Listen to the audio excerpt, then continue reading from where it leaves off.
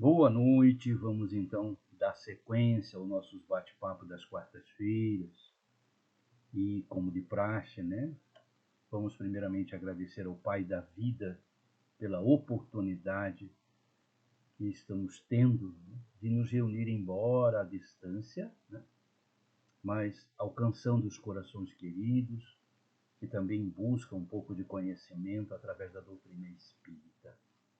Agradecemos a Jesus, aos bons espíritos pelas intuições, pela nossa vida, pela nossa família, pelo nosso querido Brasil. Que a paz do Mestre permaneça conosco hoje, agora e sempre.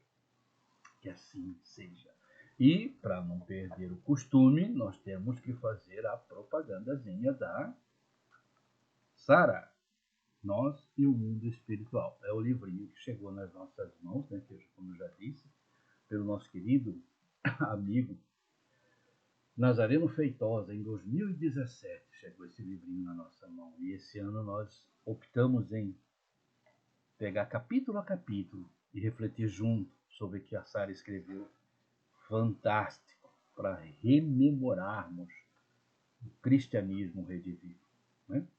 E o tema de hoje que a Sara nos coloca é: que é Deus? Vamos lá, curtinho, mas muito gostoso, né? Ela começa nos dizendo: Deus tem sido visto pelo mundo cristão com aquela roupagem que o Velho Testamento lhe deu, ou seja, um velhinho vaidoso, um tanto tolo, incompetente, cruel, vingativo e sempre irado, além de arrependido de sua própria obra. Olha só, não cabe hoje, em pleno ano de 2023, século XXI, admitirmos um Deus com essas características. Mas temos que entender que há mais de 5.000 anos, naquela época lá em que foi escrito o Antigo Testamento, nós que eu falo, porque nós somos reencarnacionistas, provavelmente muitos de nós estávamos lá. E era necessário aos doutrinadores da época, aos profetas, às pessoas encarregadas de transmitir algo de divino para o povo no planeta, colocaram, como se diz, um Deus com essas características, porque a gente era muito rude, muito primitivo, muito grosseiro ainda para entendermos, né? Hoje não. Hoje nós já temos uma certa evolução, não só na tecnológica, mas também de inteligência, de espiritualidade, de maturidade espiritual, e fica um pouco mais fácil entendermos esse Deus. Pena que muitos irmãos ainda vivem escorados ou com medo desse Deus do Antigo Testamento.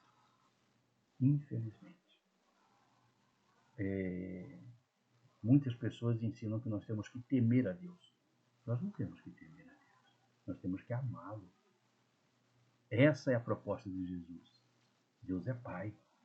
Então nós temos que amá-lo e respeitá-lo. É diferente, né? Mas vamos continuar com a Sara? E ela continua dizendo: mas essa é uma imagem absolutamente incompatível com a inimaginável grandeza do soberano Senhor, Criador e mantenedor do universo, da vida e das leis que tudo regem. Se não somos capazes sequer de entender o infinito nas dimensões do tempo e do espaço, não devemos ter a pretensão de querer definir Deus. Isso é óbvio. Porque até um pouco tempo atrás, não faz muito tempo, não, os seres humanos achavam que o planeta Terra era o único do universo. Nós éramos o centro do universo, né? Ou seja, a vida era só aqui. E acabou. Mesmo Jesus dizendo há mais de 2.000 anos: a casa do meu pai tem muitas moradas. Mas não, o ser humano, orgulhoso, né? Soberbo, não, só nós e acabou. O resto desse tudo que existe aí está para, como se diz, agraciar o nosso olhar. Não é verdade? Nós esquecemos que hoje, pelo menos hoje, a ciência começou a demonstrar que o nosso sistema solar é entre bilhões de sistemas solares. Existem bilhões de galáxias, bilhões de sóis. Será que Deus fez tudo isso por causa desse planetinho aqui? Para alimentar os nossos olhos? Ou a nossa vaidade, como disse? Então, a Sara diz que realmente, né, se nós não somos capazes ainda de entender esse finito nas dimensões do tempo e do espaço, como que queremos classificar Deus? Na codificação espírita, continua Sara, Kardec perguntou aos espíritos superiores que lhes respondiam às indicações. Primeiro, a pergunta de Kardec foi muito bem elaborada. Porque até então, perguntávamos quem é Deus. Nós dávamos uma personalidade para Deus. Ou seja, era uma pessoa. Né? Quem é Deus? Mas Kardec foi muito feliz na pergunta em 1857, no lançamento do Livro dos Espíritos. E ele perguntou aos espíritos, o que é Deus? Não é quem é Deus. O que é Deus? E a resposta dos espíritos foi curta e precisa. Eles disseram, Deus é a inteligência suprema, causa primária de todas as coisas. E acabou o papo. Deus é a inteligência suprema, causa primária de todas as coisas. Todas as coisas. Ou seja, aquilo que o homem não fez é obra de Deus. É só olharmos em nosso derredor, né? Aí nós vamos começar a entender. Vamos começar a achar Deus. Não é verdade? E a Sara continua.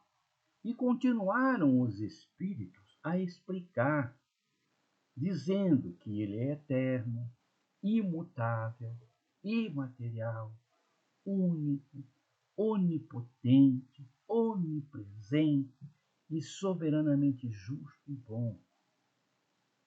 Vejam bem, essas qualidades que os espíritos ditaram a Kardec em 1857, por ocasião do lançamento do Livro dos Espíritos, se nós analisarmos essas qualidades desse Deus que os espíritos ditaram para Kardec e voltarmos ao Antigo Testamento, nós vamos ver uma diferença muito grande.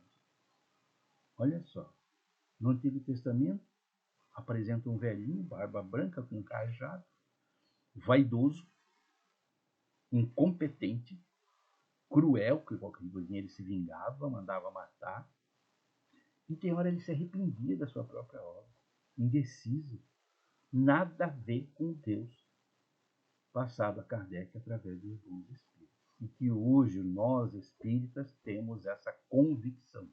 Deus é a causa suprema, a inteligência suprema, desculpem, e a causa primária de todas as coisas. E a Sara continua. Essa questão sobre Deus está muito bem definida e detalhada no primeiro capítulo de O Livro dos Espíritos, obra basilar da codificação da doutrina espírita. Muita gente poderia ler esse livro, mas infelizmente existe ainda, né, aquele preconceito quando se fala de espiritismo. Porque se meus irmãos de outras escolas religiosas pegassem o Livro dos Espíritos, no primeiro capítulo, não precisa ir muito longe, já ia dar uma noção do que é a doutrina espírita. Qual que é o caminho que a doutrina espírita está nos apontando. Mas quando vê na capa Livro dos Espíritos, fala, nossa, você não quer saber de espírito, mexer com essas coisas do mal, do demônio, do diabo, do capeta, enfim, né? Por falta de conhecimento.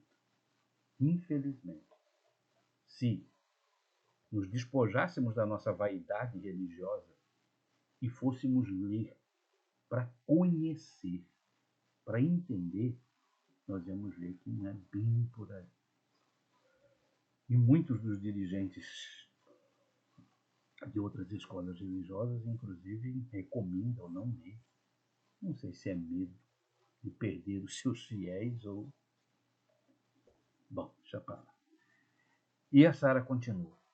O espírito Miramês, no livro Filosofia Espírita, volume 1, psicografado por João Nunes Maia, falando sobre Deus, assim ele se expressa. Olha que coisa fantástica, né? Miramês nos fala: a suprema majestade do universo é, por dignidade própria, o inconcebível e o incomparável. Nada se pode comparar ao arquiteto universal. Da sua vida estuante e vigorosa, saem vidas com a marca do seu amor. Somos todos filhos do amor. E por que não aprendemos a amar ainda? Não é? A contribuir um com os outros, se saímos da mesma fonte. Não vem bem ao caso entrarmos em detalhes. E continua o espírito Miramês. Nós, os espíritos encarnados e desencarnados, devemos nos contentar em sentir Deus em todas as coisas. Sentir Deus em todas as coisas.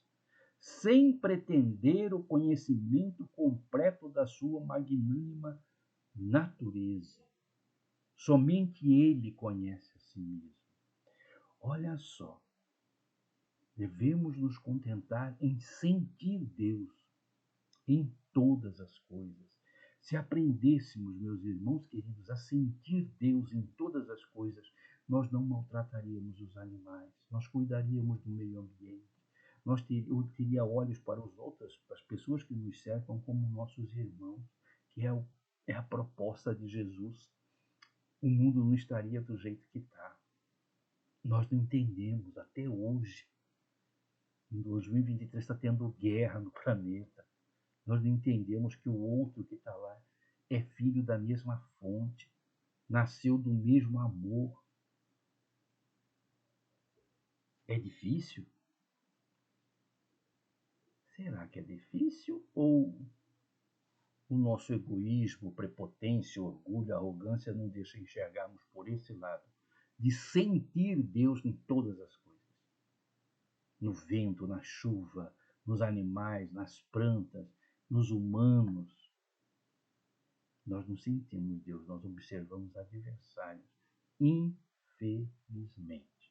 Mas vamos continuar com Miramês, que ele termina esse capítulo dizendo: Deus é infinito nas suas perfeições, nas qualidades inerentes à sua personalidade, que se irradia em todas as direções, que sustenta e dá existência a todas as dimensões do existir no universo. Ele está presente nas claridades do máximo e na luz do mínimo. Vibra nas formas das estrelas e canta nos movimentos dos átomos. Faz mover todas as constelações e harmoniza todo o ninho cósmico. Coisa linda do Miramês, meu Pai. Como que nós vamos entender isso? Como que podemos provar que Deus existe? É só olhar no espelho, meus irmãos queridos. Não foi a ciência que te fez. Não foi. Ah, mas eu não vou pegar para cima, porque já tem um laboratório, já estão fazendo bebida de proveta, quem não sei o que está. Olha no seu derredor. Os animais, as plantas, tudo. Foi o homem que fez. O que não foi o homem que fez é obra divina, inclusive nós. Quem que movimenta esses bilhões e bilhões de estrelas, de sóis, de constelações? essa harmonia universal que existe. Dentro do nosso sistema solar, a notícia até um pouco assim, desanimadora, mas o planeta Terra é o mais atrasado de todos. O nosso sistema é o mais atrasado, nos informa os espíritos na codificação. Temos que estudar muito e, principalmente, temos que amadurecer muito o nosso coração para podermos um dia ver Deus em todas as coisas, sentir Deus em todas as coisas. Que ainda nós não estamos fazendo isso. Nós estamos sentindo nos nossos irmãos adversários, concorrentes, coisa que não foi isso que Jesus veio nos ensinar.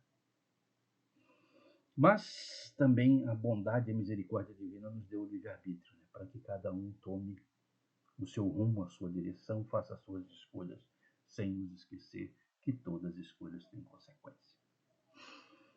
Era isso que tinha de recadinho para hoje. Uma boa noite a todos. Até a próxima quarta, se Deus assim o permitir.